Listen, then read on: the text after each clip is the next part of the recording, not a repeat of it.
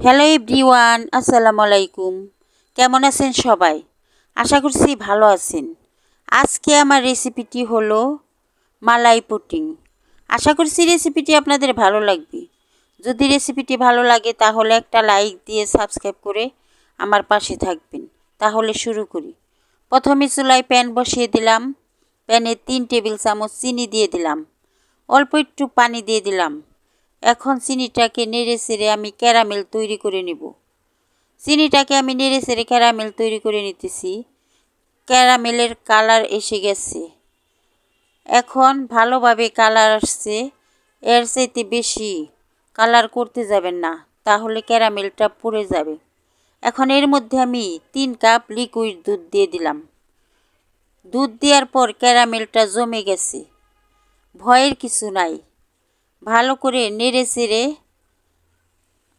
দুধের সাথে মিশিয়ে নিলেই ক্যারামেলটা গলে যাবে। আমি ভালো করে নেড়ে চেড়ে ক্যারামেলটা দুধের সাথে মিশিয়ে নিলাম। কিছুক্ষণ জাল দেওয়ার পরেই ভালোভাবে ক্যারামেলটা গলে যায়। আমিও ভালোভাবে জাল দিয়ে ক্যারামেলটা মিশিয়ে নিলাম। এখন দুধটাকে আমি ভালো করে জাল দিয়ে নিব। কিছুক্ষণ জাল দেওয়ার পর এই দুধের মধ্যে আমি 2 টেবিল চামচ গুঁড়া দুধ দিয়ে দিলাম। 3 টেবিল চামচ চিনি দিয়ে দিলাম। গুঁড়া দুধটা দিলে দুধটা ঘন হয়, ওই কারণে আমি গুঁড়া দুধটা দুধের সাথে দিয়ে দিলাম। এখন দুধটাকে আমি নেড়ে চেড়ে আবারও জাল দিয়ে নিতেছি। 3টা এলাচ দিয়ে দিলাম। এলাচ দেওয়ার পর আবারও নেড়ে দিলাম। এখন এর মধ্যে আমি আগার আগার পাউডার দিয়ে দিব। দুধটা পুডিং তৈরি করার জন্য আগার আগার পাউডার ব্যবহার করতে হয়, ওই কারণে আমি আগার আগার পাউডারটা এখন দিয়ে দিব। একটা বাটিতে পানি নিয়ে নিলাম। 1 টেবিল চামচ আগার আগার পাউডার নিলাম। এখন এই পানিতে আমি আগার আগার পাউডারটা মিশিয়ে নিব। এই আগার আগার পাউডার গরম পানি বা দুধের সাথে মিশানো যাবে না। নর্মাল পানিতে মিশিয়ে দুধের সাথে দিয়ে দিব। এখন আগার আগার পাউডারটা আমি দুধের সাথে দিয়ে দিলাম। এখন আমি নেড়ে চেড়ে দুধের সাথে আগার আগার পাউডারটা মিশিয়ে দিলাম। এই দুধটা 3-4টা বলক আসলেই ঘন হয়ে যাবে। তখন আমি চুলার থেকে নামিয়ে নিব। দুধটা বলক এসে গেছে। দুধটা ঘন হয়ে গেছে। এখন দুধটা আমার জাল দেওয়া হয়ে গেছে। এখন এলাচগুলা আমি তুলে ফেলে দিলাম। দুধটাকে আমি এখন চুলার থেকে নামিয়ে নিব। একটা বাটি নিয়ে নিলাম। বাটিতে আমি এই দুধটাকে ঢেলে দিলাম।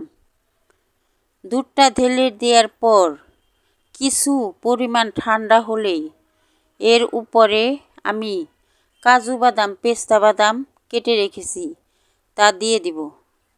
দুধটা ঠান্ডা হয়ে গেছে অনেকটাই।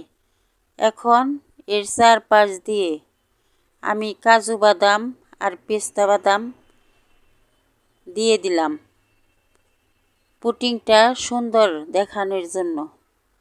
এখন আমার কাজু বাদাম, পেস্তা বাদাম দেয়া হয়ে গেছে। এই পুডিংটা পুরোভাবে ঠান্ডা হয়ে গেলে 1 ঘন্টার জন্য আমি নর্মাল ফ্রিজে রেখে দিব। নর্মাল ফ্রিজে রাখলে ভালোভাবে পুডিংটা জমে যাবে। এখন 1 ঘন্টা পরে পুডিংটাকে আমি নর্মাল ফ্রিজ থেকে বের করে নিলাম। বের করার পর একটা চাকু দিয়ে চারিদিকে আমি পুডিংটাকে ছুটিয়ে নিব। চারিদিকে পুডিংটা ছুটিয়ে নিলাম। এখন আরেকটা প্লেট নিয়ে নিলাম। প্লেটের মধ্যে পুডিংটাকে আমি ঢেলে নিলাম। ঢেলে নেওয়ার পর এই পুডিংটা আমি আপনাদেরকে কেটে দেখাবো কতটা সুন্দর হয়েছে। এই মালাই পুডিংটা দেখতে যতটা সুন্দর, খেতেও ততটাই দারুণ। একবার বানিয়ে খেয়ে দেখেন। আশা করছি আপনাদেরও খুব ভালো লাগবে। যদি আমার রেসিপিটি আপনাদের ভালো লাগে তাহলে একটা লাইক দিয়ে সাবস্ক্রাইব করে আমার পাশে থাকবেন আরও নতুন নতুন ভিডিও পাওয়ার জন্য। ধন্যবাদ সবাইকে।